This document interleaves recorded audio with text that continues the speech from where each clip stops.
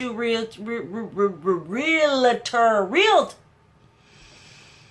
y'all and welcome back to my channel. Today we're going to be doing a video that I had actually seen one lovely YouTuber, I think Kiki channel something.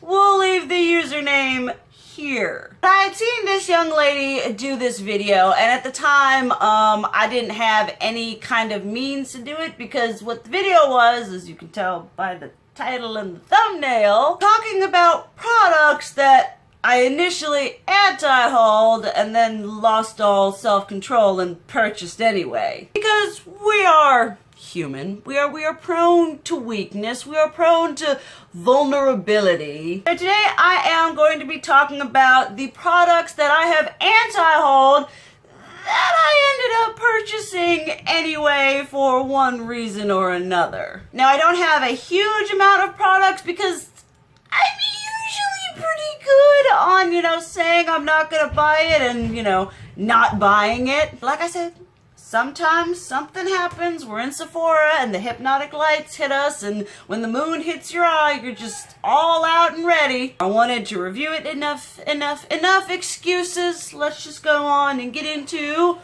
what I anti-hauled and bought anyway, and whether I feel, yeah, that's good that I bought it, or like I should have just left it on my anti-haul. We are gonna start on a positive note. Now, this is something I anti-hauled, and then a bunch of y'all were like, girl, you don't know what you're talking about. You need to buy that shiz right now. And I listened to some of y'all, and I was going back and forth, and I was like, all right, you know what? Sephora VIB sale. I picked it up, and that is the Natasha Denona Bloom and Blush and Glow Bloom Blush. Somebody kill me, please. Natasha Denona Bloom Blush and Glow palette. All y'all know, 9 times out of 10, your girl ain't a cream product person. I do not have the time, the energy, nor the talent, nor the fear and concern of my foundation moving around to deal with a cream product. But you're all like, but it applies like butter. It is heavenly, and it is.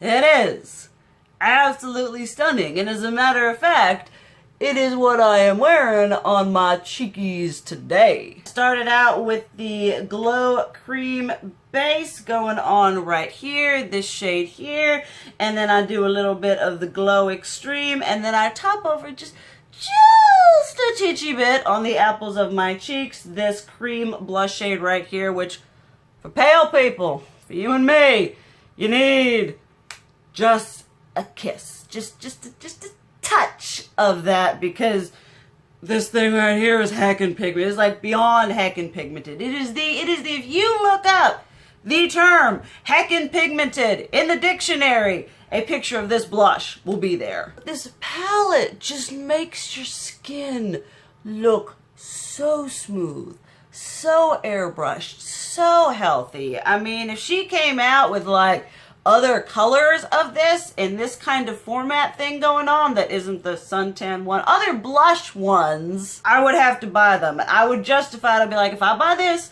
I'll move another blush palette out of my collection, and I would be totally okay with that because I have been loving this, and I'm so glad all y'all recommended it to me and I bought it because it is just, ooh, it is absolutely beautiful. Then something that was from quite a while ago, honestly.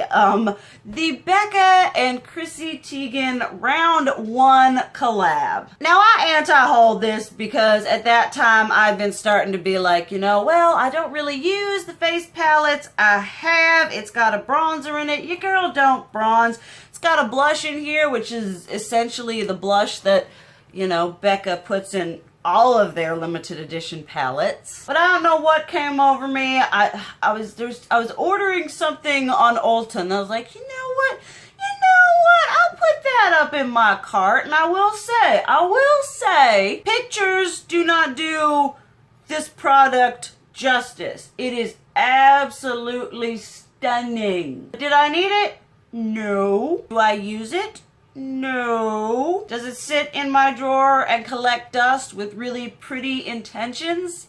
Yes. I mean, every once in a while I'll look at it and I'll be like, you know, I need to use that blush. This is Beach Nectar, which is absolutely beautiful. This bronzer works well for me if I ever, you know, attempt to bronze, which usually doesn't happen. I mean, it's not so much of a regret because, you know, I do use the products from time to time, and there's something that I can use, but it's like, you anti-hauled it for some very good reasons, and then you bought it because you have no self-control. Would have been better if I just not bought it, but now it's here, and I probably need to pull it into like a rotation so that I can at least get some kind of use out of it. I mean, this highlighter is absolutely gorgeous. That's Beach Nectar right there. Absolutely stunning. I need to get more use out of this. I honestly need to get more use out of everything. Alright, let's talk something totally random. This is like a forever ago anti-haul. Something from Too Faced. Surprise, surprise. You all maybe remember back when they released their like, Life's a Festival, all kinds of glitter and unicorn and everything, and I just anti-hauled the whole shebang bang. I was like, no, I don't need any kinds of festival makeup in my life. Then they sent me an email. They did something. This is how they get you. You buy something once from a site. Doesn't matter the site. Just any site. Clothing, makeup, shoe retailer.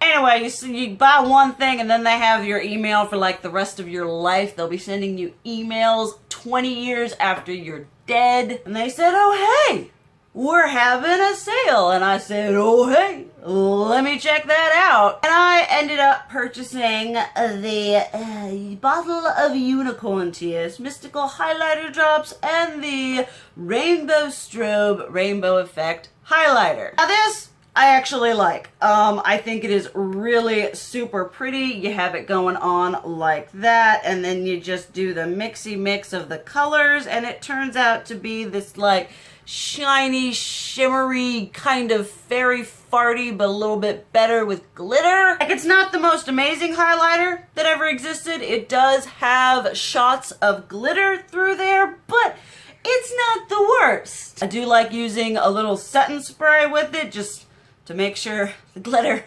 stays where it's supposed to and doesn't end up just everywhere. So this, I got it for like, I don't know, 75% off. I'm okay with that. I'll use that, whatever. And then you have these. Now these aren't so much like they're not add into my foundation for a nice glowy something. Definitely not. These are more like, I mean, essentially it's oil with glitter suspended in it. Does absolutely nothing for your foundation if mixed in, except for like, you know, glitter. If you try to like, oh, I'll just use it, you know, whatever, it takes off your foundation. Wherever it didn't take off your foundation, there's just glitter. Like, I don't know how I'm supposed to use this, except for being an Instagram person, be like, ooh, drippy, look at the glitter going down my face. But as a normal makeup person, consumer, this is just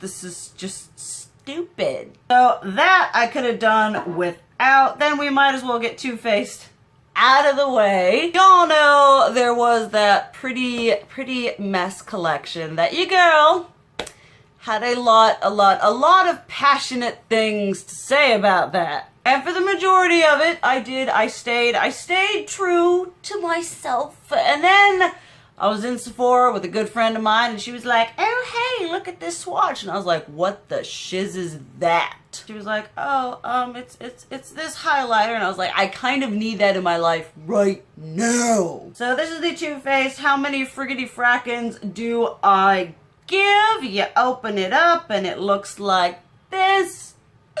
So pretty. It has two colors, one being kind of a more bronze and one being that straight up gold. I like to mix them both together, and it just creates this beautiful like champagne-y gold going on. I mean, if Too Faced took this formula from this like limited edition highlighter job and then made other highlighters in this formula, I would be a happy camper. Because y'all know I love me some highlighter, and I may have had some whatevers to say about the collection on a whole, and I probably shouldn't have bought this anyway, but that's really nice. Okay, let's discuss eyeshadow palettes. For the majority, I've been real good about anti-hauling something and then not buying it. Well, the first kind of incarnation of this was it released and I was like, I'm not gonna buy it. It's not my thing. And then it like super sold out, and then it was gonna be restocked, and I was like, you know what? Fine. I will give in to the hype. I will drink the Kool-Aid. And I purchased the Jaclyn Hill and Morphe palette. Now there was that whole, you know, oh, it's limited edition. And they're like, oh wait, it's gonna be sold at Ulta. And it's not limited edition. It has better packaging. There's that part of me that's a little bit salty for, you know, trying to purchase this and literally going all like Game of Thrones, Hunger Games going up on here. But that aside, I think this is an absolutely lovely palette. I have done several looks using this that I just think turned out absolutely beautifully. The mattes are really nice. I do not feel like this is Morphe's regular formula. They are pigmented, they blend really nice. The shimmers are beautiful. They're not chunky. They don't need any kind of tacky primer or adhesive. It's just really, really nice. Is it a completely revolutionary color story? No. But it is a good, reliable palette that you can go to, you know, that you know will get the job done. Yeah, so I have been reaching for this one a little bit more than when I first got it, and I've actually been really enjoying it. Then let's talk a Morphe palette that I anti-hauled and then ended up purchasing the Morphe X James Charles Artistry Unleash Your Inner Artist whatever palette. This is what it looks like here. Y'all should know by now how I feel about this palette. Some of the shades are okay, like, you know, some of the more neutral shades. The shimmers are very chunky. They're not smooth and simple and easy to apply. A lot of the standout colors, like a lot of the pinks, and basically this lovely section right here is lacking in pigmentation, lacking in blendability, lacking in just overall quality. And this is definitely one that I look at, especially that color, because you're like, that's so pretty, that's gonna be amazing, and it's not, it's horrible. And this one I do just look at and I'm like, you shouldn't have poked the bear, you should have left well enough alone. But this has become the final nail in the Morphe coffin for me. Like I said, they could collaborate with the Messiah, and I still wouldn't buy it. I'd be like, sorry God, sorry Jesus, it's not happening today. Then another palette that was kind of this like, oh, well, let me anti-haul it, and then I saw it in person, was like, well, maybe I can review it. You know, that's a good excuse to buy something. I can review it. The Urban Decay Naked Reloaded. I mean, first off, I hate the packaging. It just feels so flimsy.